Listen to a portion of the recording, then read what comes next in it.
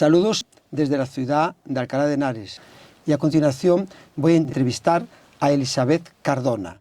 Buenos días y gracias por llamarme para esta entrevista. El pastor José Cardona y tu madre, Amparo, fueron claves en un periodo de la historia de España durante la dictadura y la transición, luchando con otros hermanos e instituciones que les apoyaban para que tuviésemos la libertad religiosa actual de 1980. Así es, yo la verdad es que he hecho poco, pero he vivido toda esa etapa, toda esa lucha en la que ha estado mi padre y bueno, pues he visto los frutos también y para mí ha sido una experiencia y una formación en cuanto a persona, en cuanto a profesional, en mi vida profesional. Elisabeth, en la mesa está un libro escrito que ya no está en ninguna librería, es como una joya, por decirlo de una manera. Yo creo que en CRIE sí que tienen, ¿no? ¿No has mirado en CRIE? Y lo he comprado en el desván del libro, de segunda mano. Ya, como es del año 88, apenas se ha vuelto a editar. Y este libro lo escribió el hijo de Samuel Vila, un gran amigo de tu padre, Eliseo Vila, que tiene acontecimientos, fechas que me has comentado que algunos relatos... Hay alguna fecha que está errónea, pero bueno, eso es normal, porque igual que yo no me acuerdo de muchísimas fechas, pues las personas que escribieron recuerdan el dato, pero no recuerdan la fecha, ¿no? O sea, el hecho, pero no la fecha. O la fecha hay un poquito de... En algunas cosas hay errores. En alguna fecha hay errores, pero y también yo creo que... relatos, ¿no? Claro, más bien de datos. Entonces, lo que es... digamos, el objetivo de este libro, me imagino que Eliseo lo que ha querido es mostrar la constancia, tenacidad y tal para defender una fe religiosa, ¿no? Entonces... Pero ahí salen muchas fotos de tu familia, tu padre... Bueno, se ve tu padre muy pequeñito y vemos las fotos y continuamos. Sí, bien.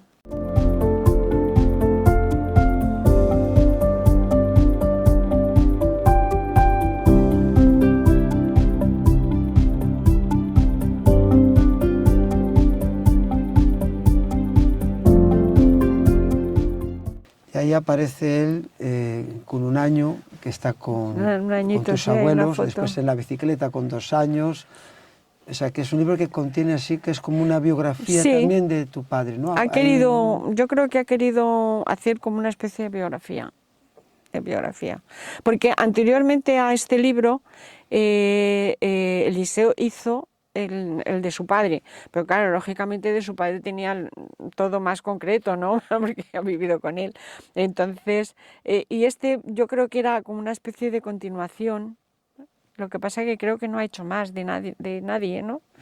Entonces, pero tiene un poco yo creo que sí, que quiso plasmar un poco la vida de su padre por un lado y bueno, la otra del mío por otro, pero como las vidas de personas luchadoras por lo que creen, ¿no?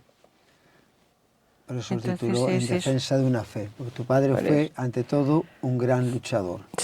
Aunque hubo momentos en los que a lo mejor, sobre todo cuando viniste aquí a Madrid, él estaba acostumbrado en Denia, que allí pues era... No, porque él sabía, él tenía claro que tenía que venir y el trabajo que él tenía claro que tenía que hacer, no lo podía hacer desde fuera de Madrid. En Madrid es donde estaba el gobierno, en Madrid es donde estaba en el central y ahí es donde él tenía que hacer ser el Josué, ¿no? Pero era más duro que cuando estás viviendo la relación con los gobernantes. Yo creo, bueno, eso fue duro, pero por el tiempo que era.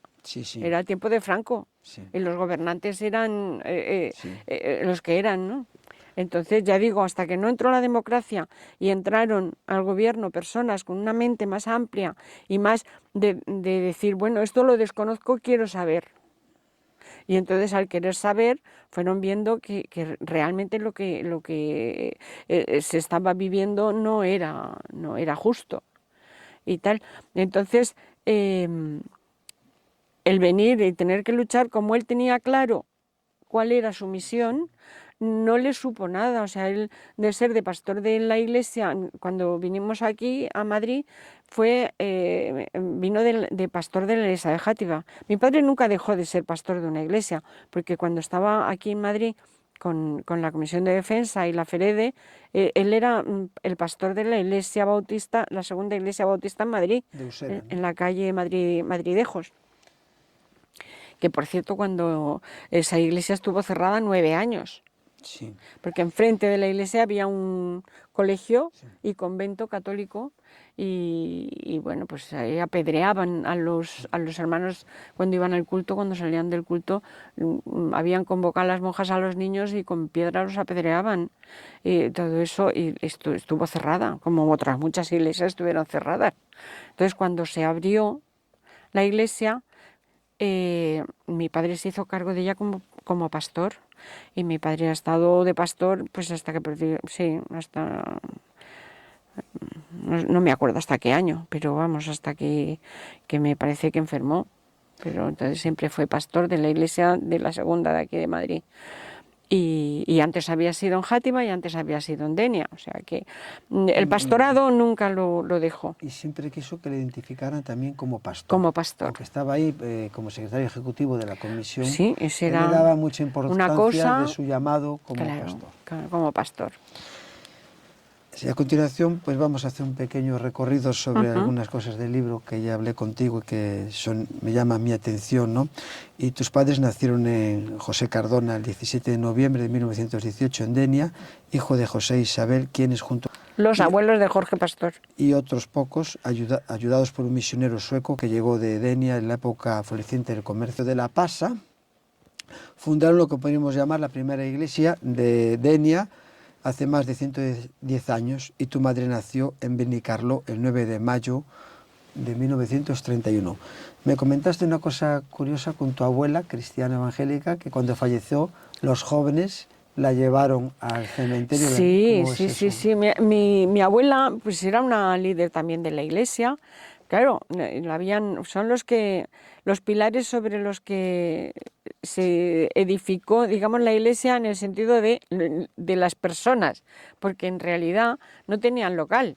Era en casas particulares se hacían los cultos. De hecho, en casa de mi abuela y en casa de los abuelos de Jorge Pastor, que ha sido el pastor de la iglesia de Denia hasta ahora, y era en casas particulares. Poco a poco fueron agrandándose, ¿no? Y se consiguió un local que había sido un teatro en Denia, y para establecer la primera iglesia, porque ya digo que eran pisos particulares y tal. Y ahí iban a hacer, que me parece que es una de las fotos que está en el libro, iban a hacerlo. Pero vino una orden de gobierno civil que no se podía. Y no lo consiguieron abrir. Consiguieron seguir en pisos hasta que ya pudieron tener una iglesia, ¿no? Pero en aquel tiempo, ya digo, los cimientos de la iglesia en Denia, pues mi abuela era una de las pioneras en la obra evangélica allí. Y cuando falleció, pues mi padre ya estaba en Játiva de pastor y bueno, o no recuerdo bien, porque no recuerdo ahora en qué año fue cuando falleció, en el 52 o 54. Y bueno, pues no se podía enterrar, no se podían hacer, dar visibilidad, porque era protestante. Entonces, y los jóvenes de la iglesia, que había un grupo de jóvenes muy, muy importante, fuerte, dijeron, no, aquí la llevamos y que venga la policía y nos pare. La vamos a llevar en hombros, no va de escondidas. Porque claro, allí había a los evangélicos, a los protestantes, los enterraban donde los ahorcados, los fusilados, o sea, fuera del muro del cementerio. Y entonces los jóvenes dijeron, vamos a llevar a hombros desde la casa donde murió hasta el cementerio. Cruzaron todo por la vía principal de Denia a hombros. Y fue un testimonio. en Denia. Fue un testimonio. Pero después acabó desapareciendo la tumba de tu abuela. Bueno, luego resultó que hubo un incendio, y bueno, se quemaron los libros, se destrozó aquello, parece ser, y bueno, cuando reconstruyeron los libros, como eran las monjas las que lo llevaban, y mi abuela había sido una, digamos, líder allí, porque mi abuela era muy conocida, era profesora de corte y confección y tenía taller no solo en Denia, sino en varios pueblos de alrededor, entonces era conocida. Y claro, pues muchos la odiaban, las monjas la odiaban.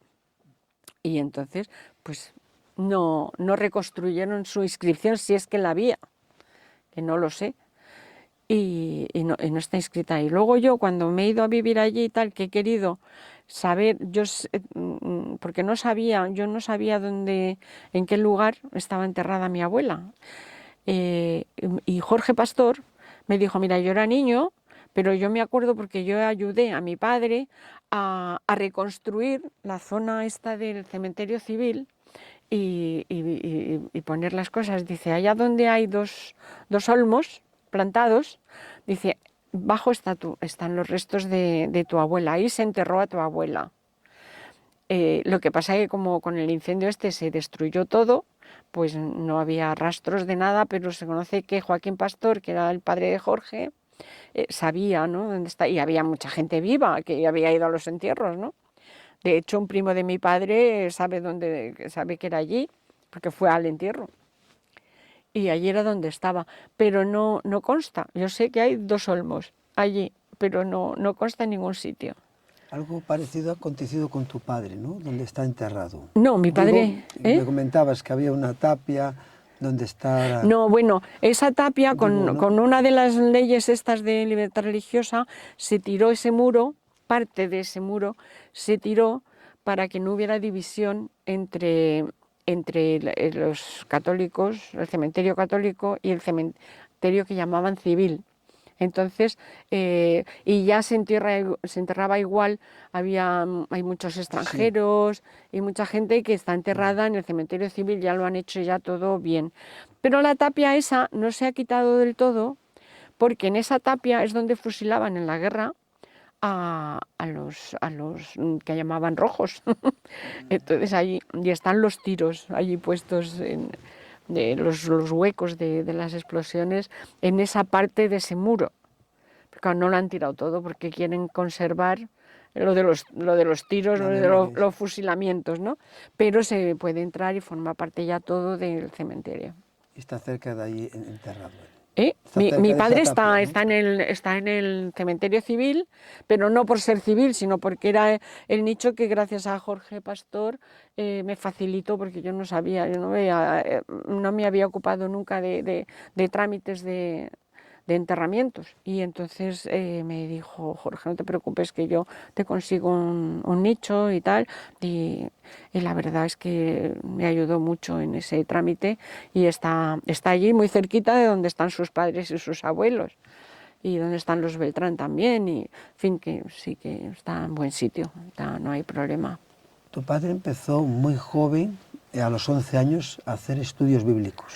Sí, mi padre de siempre, parece, yo solo sé por lo que he oído, claro, de mi padre, que desde niño siempre estaba muy interesado en todo esto y bueno, pues mi abuela le inculcó, ¿no?, que tenía que dedicarse al Señor, dedicar su vida al Señor. Sí, y cuando estaba en una escuela dominical de un misionero sueco, preguntó qué quería ser y él dijo pastor. Desde muy pequeñito tenía muy claro que quería servir al Señor. Eso se lo he oído yo a mi madre contar, ¿no?, que ya amigos de José Beltrán, que era amiguito suyo. Y sí, lo he oído.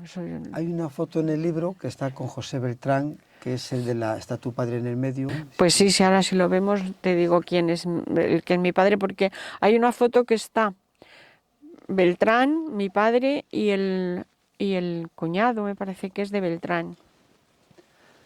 y están allí los tres. Y lo que podemos ver en la lectura del libro, que era un gran amigo de tu padre, como hermanos. Sí, porque desde pequeñitos, desde pequeños, porque debían de ser vecinos.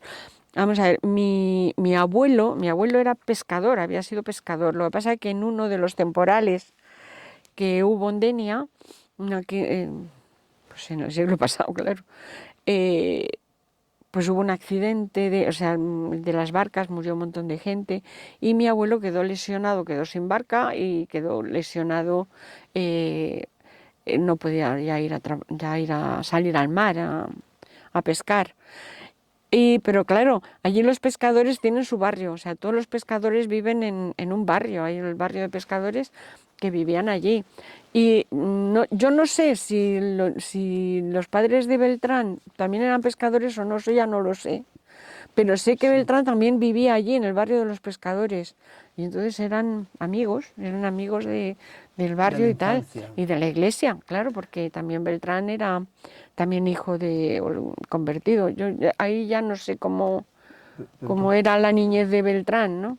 Pero vamos, sé que eran íntimos amigos, como hermanos. Le acabó sustituyendo como pastor. Cuando se fue, me parece que vino a Madrid, que también fue pastor de Usera, de la iglesia de Usera. Y bueno, cuando salió de Denia, mi padre le siguió, fue el siguiente a Beltrán en Denia. Y entre ellos, a veces en casa, ¿no? Había conversaciones mucho, sobre muy todo, simpáticas. a mí lo que me llama la atención en el libro, las veces que tu padre estuvo a punto de morir cuando cruzó... cuando lo del Ebro, eso fue en la guerra. En la guerra civil, en la guerra. Él, con 18 años, pues ya lo reclutó. Le llamaron, República, claro, porque estalló la guerra y entonces le mandaron a luchar al frente, ¿no? Y en esa, claro, pues unos poquitos, muy poquitos, no sé cuántos, pero eso sí se lo he oído yo contar a mi padre, que claro, parece ser que para cruzar el río, pues habían tendido una cuerda de lado a lado para que los soldados se cogieran a la cuerda y cruzaran. Sí. Y entonces parece ser, yo no sé por qué eso lo he oído contar, parece ser que, claro, los que sabían nadar, mi padre sabía nadar, y unos pocos jóvenes también, pues en vez de cogerse a la cuerda, fueron a nado. Y entonces pues salvaron la vida, porque todos los que iban enganchados a la cuerda, todos ametrallados.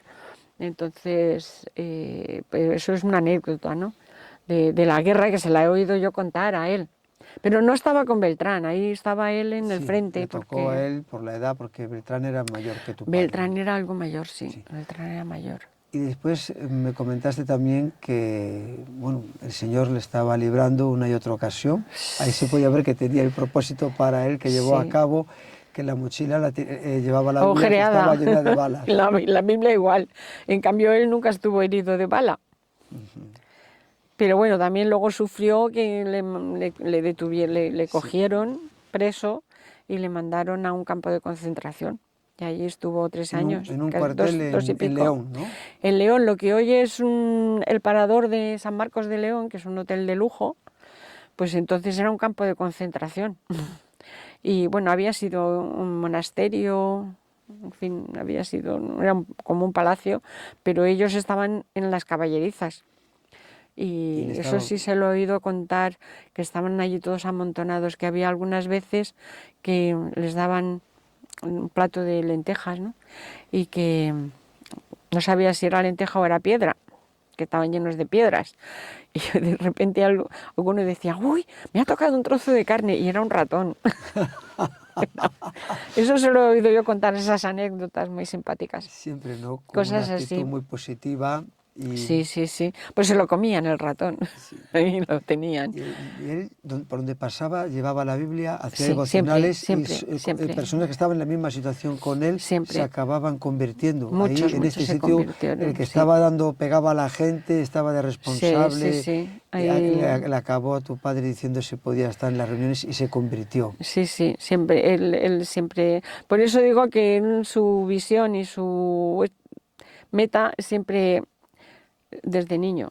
Después tu padre en 1944 se presentó a la plaza de secretario del juzgado de Denia. Sí, no sé si de Denia o de algún otro pueblo antes. O sea, no sé si de algún otro pueblo y luego al de Denia, pero al final terminó en Denia. Y acabó pues conociendo a tu madre. Sí. Eso fue en un viaje de tren. En un viaje de tren, como él era pastor de la iglesia, pues y la iglesia tenía varios puntos de misión, pues el tren entonces llegaba, de Valencia llegaba a Denia. Y en el trayecto mi madre venía de vacaciones porque estaba estudiando, y mi tío también, y allí pues mi padre, ya digo, no perdía oportunidad nunca, ni en el tren, pues hablando con mi tío pues, del Evangelio, en fin, y pues se hicieron amigos, ¿no? Y a través de mi tío, pues mi madre pues también empezó a hablar con él y al principio pues era como un asesor, ¿no? No era, mi madre no pensaba que... No era porque católica había... ella. Mi madre era católica, pero era además católica. de Sí, tu católica madre, pero era católica, sí. de practicante además. Pero tenía muchas dudas, le surgían muchas dudas, cosas que no entendía, que no comprendía de la religión católica, ¿no? Y entonces, como mi padre hablaba mucho con mi tío de estas cosas, pues al final ella también le consultaba, ¿no? Le consultaba a mi padre y parece ser que pues le aclaraba las ideas, las Como dudas. pastor. Ya mi padre les invitó, de hecho mi madre, claro, porque entonces mi abuelo no dejaba salir a las chicas solas, tenían que ir o iban juntas con la mayor o no, una chica sola no podía ir, además de pueblo a pueblo.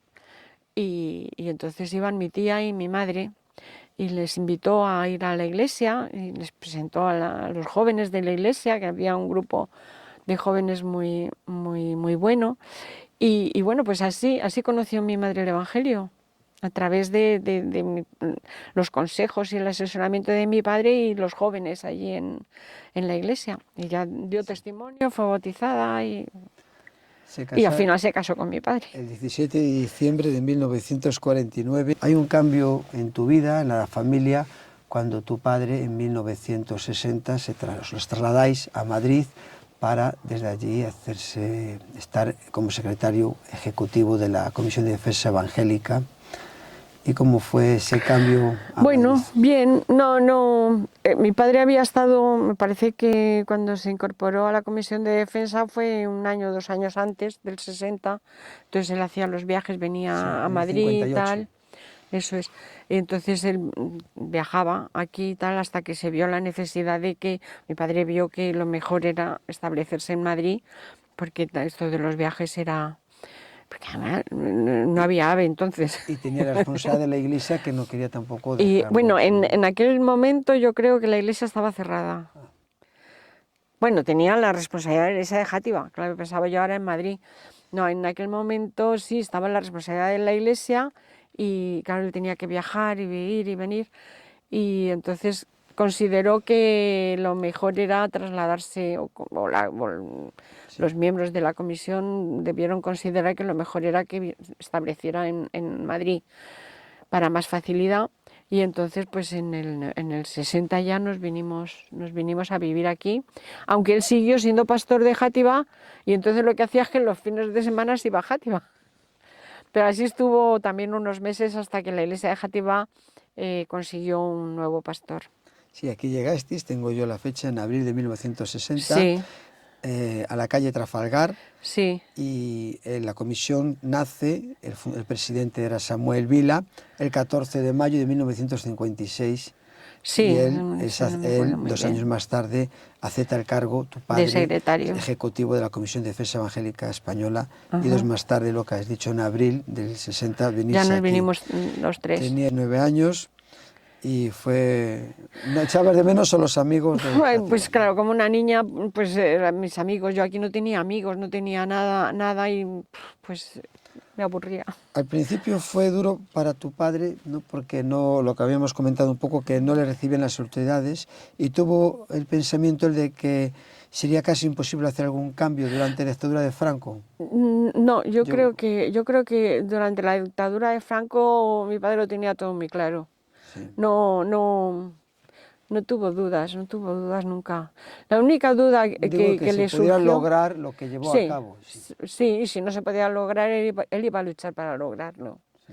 Entonces, eso lo ha tenido siempre muy claro, contra viento y marea, vuelvo a repetir. Sí. Y no, eso fue duro el trabajo, porque el conseguir que le recibieran en los ministerios, el conseguir contactar, el conseguir todo eso es un trabajo muy minucioso y muy duro. Habían veces que eran las 12 de la noche y mi padre no había vuelto a casa desde las 9 de la mañana y mi madre pensaba, pues está detenido en algún sitio. Entonces, a ver, ¿qué hacemos? ¿Dónde lo buscamos? Gracias a Juan Luis Rodrigo, que nos apoyó un montón, lo buscaron y tal, y no, ya está localizado. Pero que fue momentos duros por eso, porque él era muy atrevido, muy luchador, y teníamos una oposición con la dictadura y una persecución enorme. Entonces eso era duro de combatir, pero él nunca perdió, ni se desanimó, ni perdió fuerzas. La única vez que he visto yo a mi padre un poco decepcionado, más que deprimido, no. Nunca he visto yo a mi padre deprimido. Yo siempre he dicho, mi padre siempre fue un hombre feliz y a mí me gustaría ser como mi padre, siempre feliz. Un poco decepcionado cuando en la ley entre el 67 y cuando dijeron, el ministerio dijo, vale, pero aquí están todos diseminados, no tienen personalidad jurídica, las iglesias no tienen personalidad jurídica, ¿quiénes son? Es que no nos consta en ningún sitio. Entonces, esto tenían que registrarse de alguna manera para adquirir. Se consiguió que la mera inscripción en ese registro creado en el Ministerio de Justicia otorgara personalidad jurídica. Para poder negociar, para poder hablar, pues las iglesias tenían que inscribirse en un registro y se consiguió que la mera inscripción otorgara personalidad jurídica, porque según el Código Civil, la personalidad jurídica no se adquiere de esa manera.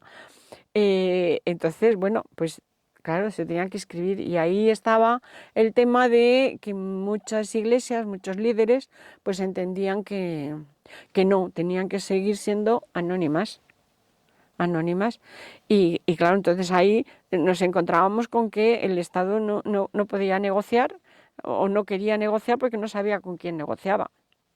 Y entonces ahí pues fue una lucha que mi padre se decepcionó un poco porque era la lucha contra el Estado y la lucha con los suyos propios que tenía que no entendían la visión esa. Entonces que el inscribirse en un registro no significaba nada, significaba poder empezar a andar. Entonces, bueno, pues ahí hubo un tiempo que no sé lo que duraría, porque yo era una niña. Hubo un tiempo de lucha y muchos amigos y muchos pastores que hasta ese momento le apoyaban, pues que se volvieron atrás y le dejaron solo. Entonces, claro, eso es duro también. Sí, es fue duro. Un momento ver cuando Pero los tuyos, parte de ellos, no entienden la visión con la claridad que él lo entendía, porque él estaba, como dices, en el mundo de la justicia, y eso era hacer un trámite para poder... Eso era un mero trámite, pero claro, tenía que ser alguien. Es que tenían los que se reunían en un local propio, el local estaba a nombre de un particular. Bien del pastor, bien de un miembro que tenía dinero para comprarlo, bien, aunque se compraba con ofrendas, pero no eran, y estaban empezando a surgir problemas de que ese titular fallecía y los herederos querían la propiedad porque decían que era suya. Claro, la iglesia se quedaba que no podía demostrar nada. Entonces, lucha con eso.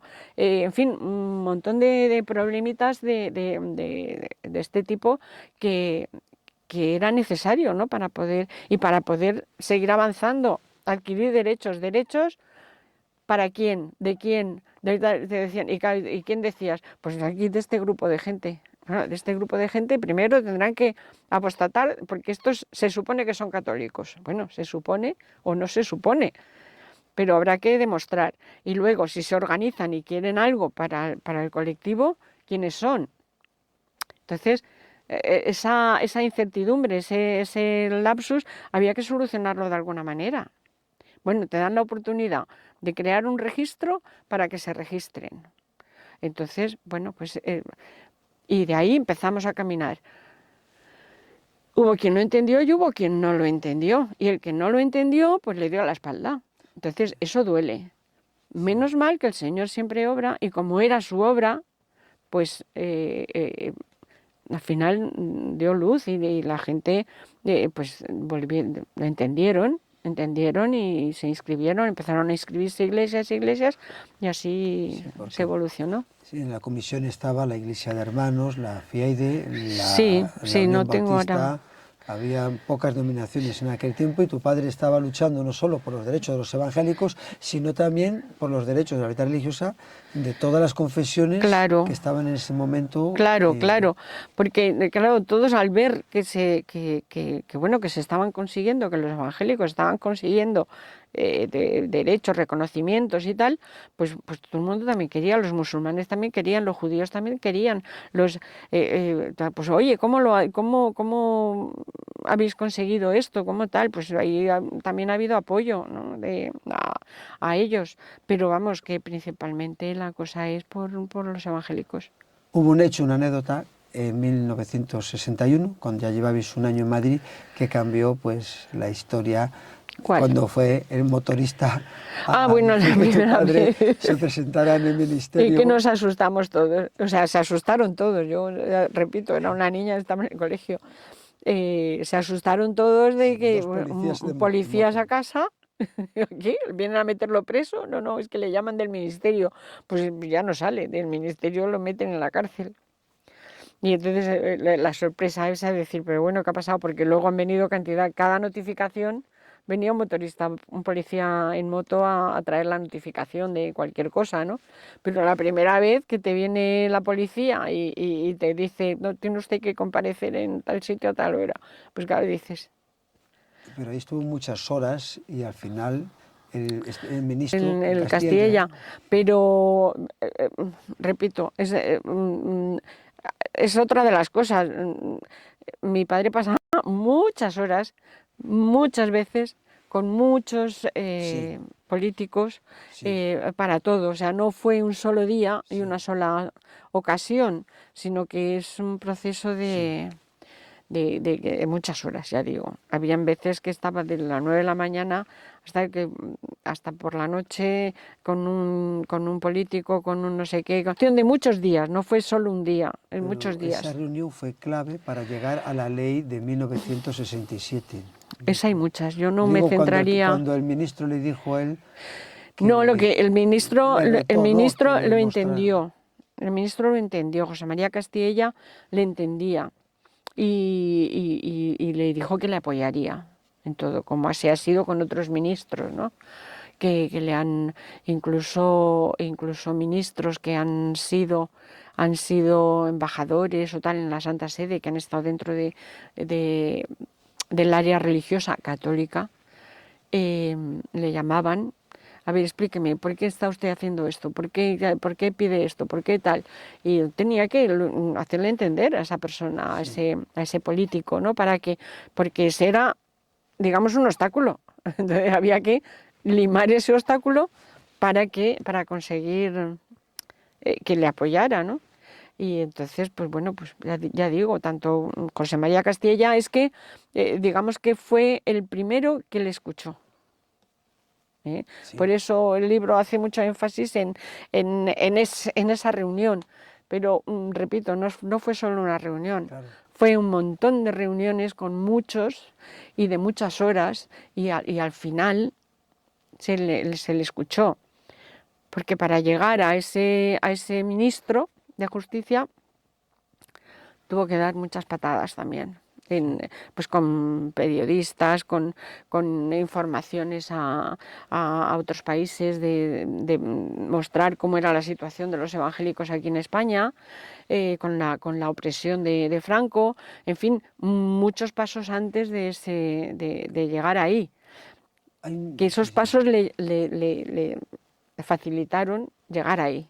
Tu padre pertenecía a la Asociación de Periodistas. Eso fue posterior, sí. Eso fue muy posterior. Pero al viajar fuera y todo, no le gustaba la dictadura al gobierno, que él fuera de España y no le comentara gustaba. cuál era la situación. Claro, no le gustaba. El gobierno no quería que saliera una cosa negativa a ningún sitio, claro, no. Samuel Vila, pero después también lo continuó haciendo tu padre. Pero no quería, claro, y por eso pensábamos que a lo mejor, bueno, lo primero fue eso, ¿no? Cuando Franco llamó al primer ministro de Justicia, le dijo, oiga, ¿qué está pasando esto? ¿Esto qué es? ¿Este hombre quién es? ¿Y qué está haciendo? Y fue cuando ella llamó Castilla a su despacho para que le explicara qué estaba haciendo y por qué y cómo. Con estos problemas que me comentas también, después se sumó el de tu madre con la columna en 1973. Sí. Que siempre veías la mano de Dios cuando tú eras pequeñita. Yo tuve de pequeñita, sí. A Suiza, y después con tu madre. También, que también mi madre quedó paralítica y también, bueno, tuvimos la oportunidad a través de un misionero de que fuera, bueno, la operaron aquí muchas veces y quedó en silla de ruedas, pero este misionero dijo, el jefe de la misión mía en Inglaterra estuvo en tratamiento en este lugar y tal, voy a hablar a ver si puedes ir. Y efectivamente nos facilitaron la posibilidad de que la trataran allí en Inglaterra, y mi madre volvió andando. Fue en silla de ruedas y volvió andando. O sea que a través de los problemas venían no solo con la lucha por la libertad religiosa. Sí, no, la mano de Dios en mi familia la hemos visto constantemente.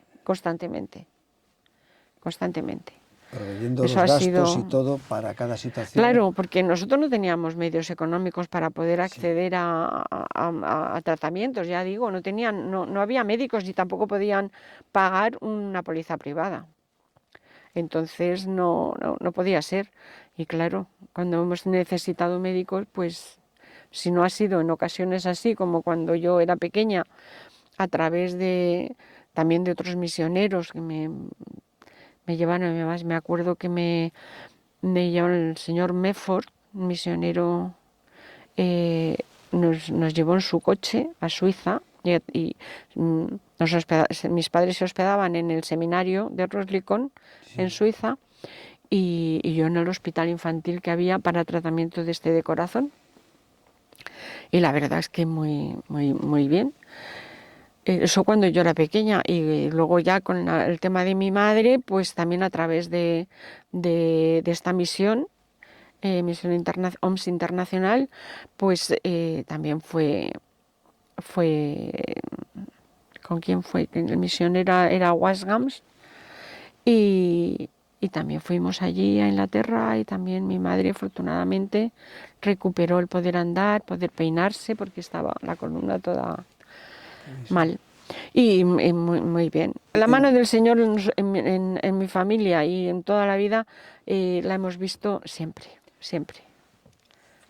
Viendo un poco la trayectoria de tu padre a través de la Comisión de Defensa, desde 1958 hasta que se aprueba la Constitución del 78, cuando se aprobó la Constitución, con tu padre contaron, ¿no? Le llamaron para... Sí. Antes y en las reuniones de estudio de los artículos de la Constitución, de referentes a la libertad religiosa, muchos padres de la Constitución le llamaban y preguntaban y tal, y pues para hacer constar, porque querían dejar constancia en la Constitución de los derechos, de la libertad, en fin, determinados derechos que están previstos en la Constitución, solo que faltaba desarrollarlos luego con leyes. Sí. Pero eso estaba plasmado en la Constitución. Sí, porque aparte, cuando ya se hace la Constitución, en el artículo 16 famoso, ahí vemos, ¿no?, parte de la lucha de tu padre, una conquista con los demás pastores y hermanos que estaban apoyándole. Se garantiza la libertad ideológica, religiosa y de culto de los individuos y de las comunidades, sin más limitación que el mantenimiento del orden público, y declara a España como un Estado laico. Artículo 16.3. Para conseguir eso hubo mucha tramitación antes. Cuando ya se consigue esto, tenías... 78. No, yo ya era mayor. Ya Digo, cuando llegas a casa, cuando ya se aprueba, tú tienes así un recuerdo de cómo tu padre, el semblante de tus padres, de toda una lucha, y verla ahora plasmada en un artículo de la Constitución.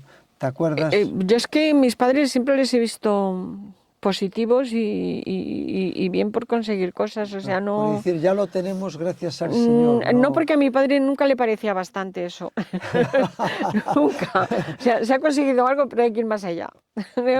Cuando No lo consigue, hay que ir más allá. No, yo de eso no lo recuerdo, no tengo constancia de eso. Hasta aquí, Benecer, hasta aquí nos ha ayudado Mira, el menos Señor. mal que hasta aquí, eso, lo de Benecer lo tenía clarísimo, hasta aquí nos ha ayudado el Señor, pero pide más. Y hay que seguir más. José Cardona, tras los 37 años de servicio al pueblo evangélico, en 1958 hasta 1995, dijo que había significado para él una experiencia maravillosa. Y como me has comentado, pues tuvo muchísimos reconocimientos. Hay una foto que muchos está con el homenajes, rey muchos. ¿no? Es que además, no sé, normalmente se le hacen homenajes y estas cosas a la gente cuando se muere. Y gracias a Dios mi padre los ha disfrutado en vida, porque los han hecho en vida. Muy bonito la foto que está con el rey. Eso fue sobre la prensa, ¿no? Que Eso fue porque, claro, mi padre empezó a mandar artículos y situaciones, notificaciones al Consejo Mundial de Iglesias en Suiza y para transmitirlo fuera, porque claro, aquí en España no te dejaban informar de nada. Y entonces, pues a través de ahí, de la prensa y tal, mi padre también tenía habilidad o hizo estudios, porque mi padre nunca paró de estudiar.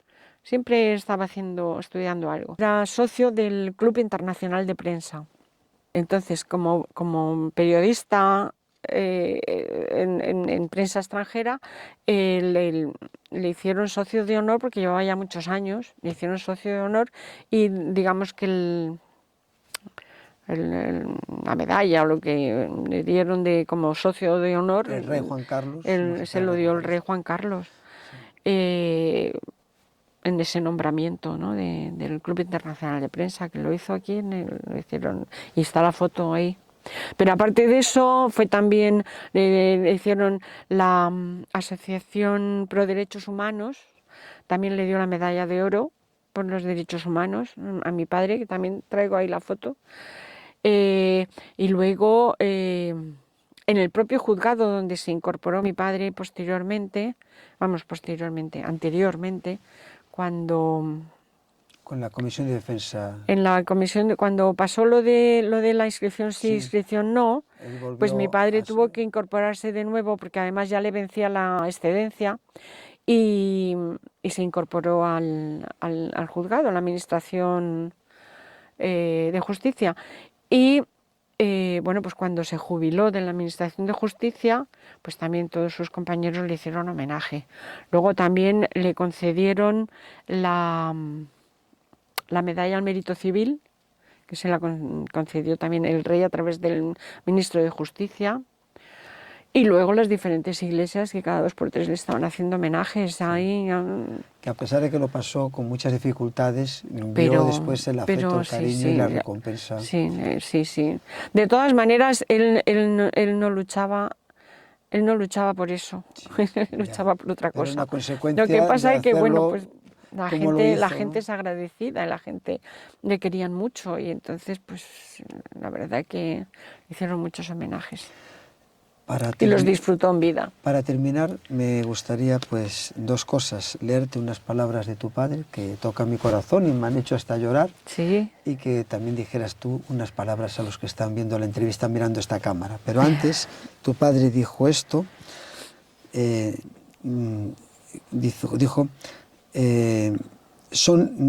hablando de los 37 años del servicio al pueblo evangélico, desde 1958 a 1995, son la evidencia de que a pesar de ser nosotros quienes somos, sin sabiduría, sin prudencia, débiles, con muchos conflictos y problemas, Dios está en medio de nosotros. No sería posible llevar a cabo esta misión si no fuera que Dios la está llevando. No tiene que adjudicarse talento a nadie, sino solo a Dios, que es quien ha estado moviéndose entre nosotros y a quien a partir de aquí hará más grandes cosas aún de las que hasta aquí hemos visto nosotros. Efectivamente. Eso ha sido su lema, su conclusión y su reflexión en todo. Y sí, yo comparto ese pensamiento de él y esa lucha, y es que es verdad, es lo que yo he comprobado en mi vida, en mi familia, y que las cosas nadie tiene el mérito de conseguirlas.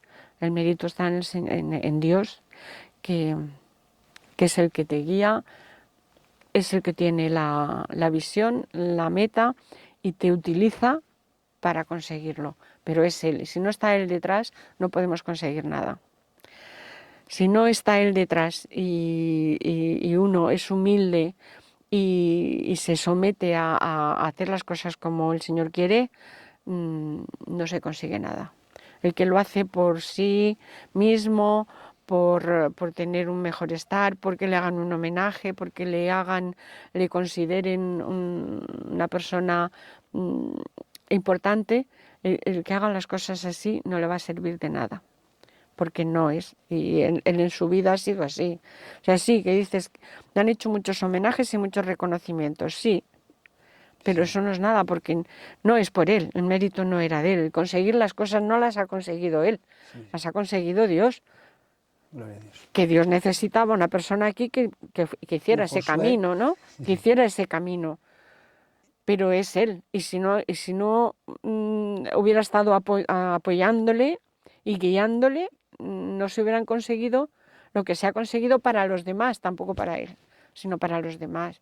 Entonces, eso es algo que yo creo que los líderes hoy en día de las iglesias y de las organizaciones tienen que tener claro, dejar un poco sus problemas, sus necesidades, su vida, y dejarse guiar por el Señor para conseguir lo que Él te manifiesta. Si es así, eso se consigue. Si no es así, no lo consigues. Y yo lo que digo, ¿no? Y lo que pienso, y siempre lo he dicho a los líderes, que el que tiene vocación y el que tiene al Señor y está dispuesto a luchar por su obra, cuando vea la obra realizada, es un triunfo. Y el mejor reconocimiento es el que te haga Dios cuando vamos a su presencia, ¿no? Eso es lo que ha guiado la vida de mi padre y creo que debe ser lo que guíe la vida de todos aquellos que siguen en esa lucha. Es el pensamiento que tienes para las generaciones de hoy. Sí, ese es el pensamiento que tengo, que olvidando lo suyo, se entreguen en manos del Señor y que sea el Señor el que guíe, el que empuje, el que proteja su vida, no las circunstancias de la sociedad, de la familia, de la vida, sino ahora requiere un gran esfuerzo y requiere una gran pasión por lo que hacen, y que el mérito no consigan méritos para ellos, sino los méritos son del Señor. Amén. Siempre, siempre. Porque si no, no se consigue. Ya no digo que si no, no se triunfa, no, porque el triunfo es de Él también. Entonces, si no, no consigues lo que está previsto. Amén. Es lo que ¿Quieres decir yo puedo cosa aportar? Más a la no, cámara? Eso, y que sirva no como comienzo de un reconocimiento de nadie, sino que es como un inicio de un camino que hay que seguirlo y que hay que seguirlo hasta el final, y hasta que el Señor muestre lo contrario, o hasta que el Señor nos lleve a los que estamos en esta línea, ¿no? Como a Él le guió y le apoyó y le protegió y le ayudó a luchar por los demás hasta su muerte, hasta que se lo llevó con Él a vivir. Pues el líder que tenga esa visión conseguirá la meta. Si no se tiene esa visión, pues podrá conseguir muchas cosas, muchas riquezas, bienestar, halago, cariño, todo lo que quieras, pero no conseguirá la meta que el Señor haya dispuesto para él. Pues ha sido todo de mucha bendición, muy agradecido por tenerte aquí, escucharte y todo lo que estás transmitiendo para las generaciones de hoy y de mañana. Pues muchas gracias por darme esa oportunidad. Gracias, Elizabeth.